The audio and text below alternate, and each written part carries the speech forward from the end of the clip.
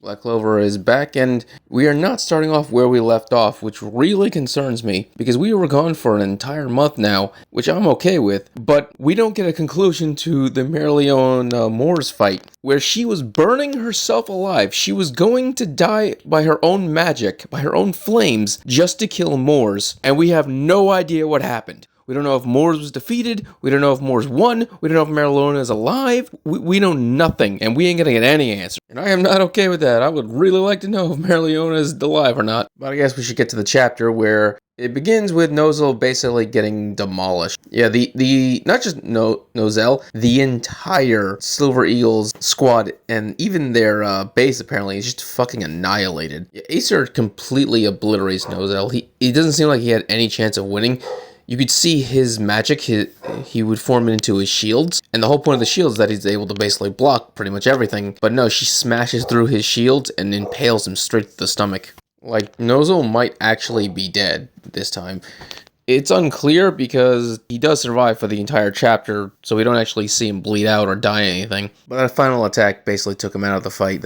He's done. Acer actually compliments Nozel for his increased strength over the years. She's actually impressed how powerful he's become, but she basically says he's gonna die here. Nebra is also on the ground, completely beaten up, but it doesn't seem like she's that injured at all. Apparently, she doesn't have the will to fight her mother at all. So what probably happened is she basically just got hit by a backlash or something like that. She didn't actually get hit full on by an attack, because once again, she just doesn't seem to have it in her. Solid doesn't seem to have that same issue. No, he's cursing the fact that he couldn't do shit. He just completely got bodied, and he's basically pissed off that he's just weak. And their mother actually comments on them that she still loves them, but their arrogance and just their bad attitude is the reason why they're so weak and they just couldn't evolve, couldn't become stronger. That's the main problem. Solid is just thinking to himself, well, that's not true. After I got humbled, I really tried to get stronger, but it was meaningless. I just kept getting destroyed. I just couldn't do it. And to be honest with you, I don't actually think he actually put actual real effort into it.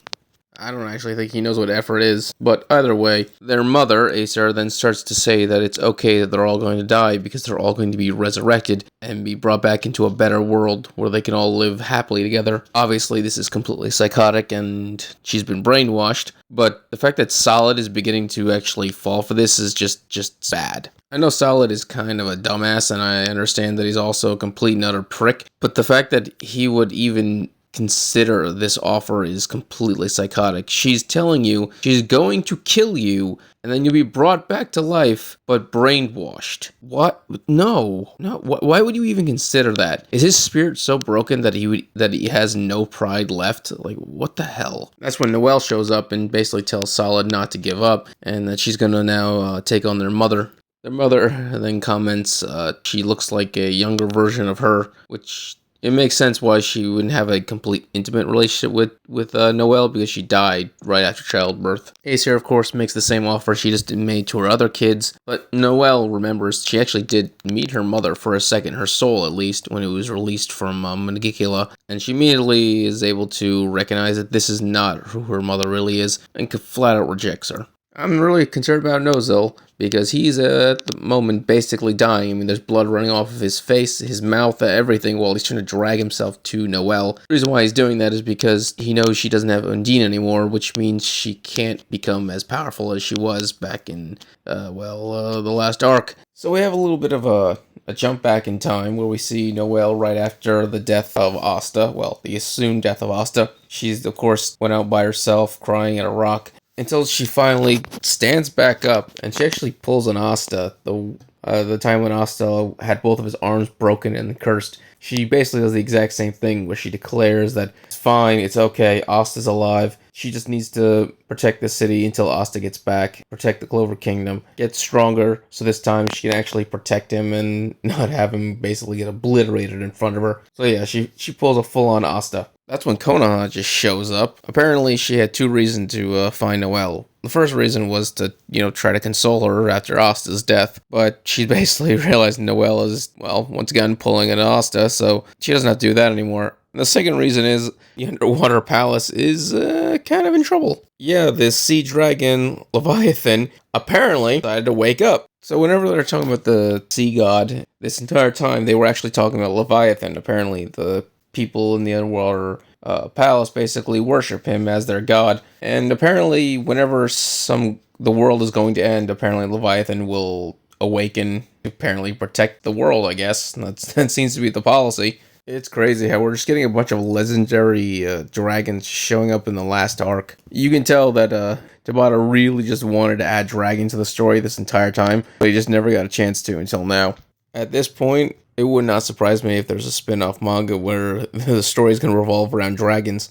But yeah, Leviathan is able to sign a contract with in this case, a water mage, and he's able to then, of course, be able to fuse with that water mage, just like the spirits can, which heavily implies there might be other elemental dragons that are able to fuse with other people, which once again is why I said there might be a spin-off series involving dragons.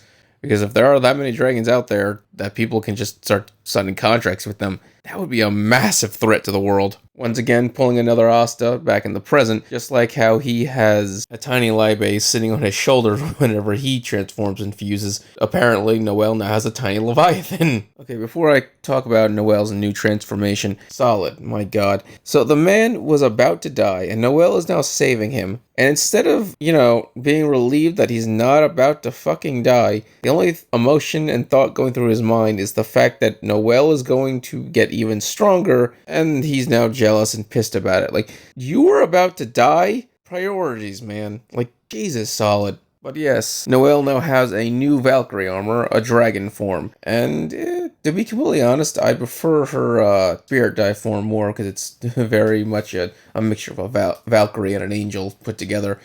This, of course, would be a Valkyrie and a dragon put together, but don't get me wrong, it's still a cool thing. I mean, the dragon wings are pretty awesome. I like the little add-on to her eyes actually splitting. She has reptilian slit eyes. Now here's the question in the debate that we're going to be hearing for a while, which is stronger, her Undine form or her dragon form? The story is heavily implying that her dragon form is stronger, but obviously that hasn't been proven out yet. It's going to be one hell of a debate, though. Should be fun to watch her when trying to figure out what's what, especially without any context just yet. This is a cool chapter, and it really does set up a lot of lore that could happen in the future, even though this is the last arc. But yeah, if you enjoyed this video, please subscribe, give a thumbs up so you can enjoy more Black Clover and other anime things. Thank you, and have a great day.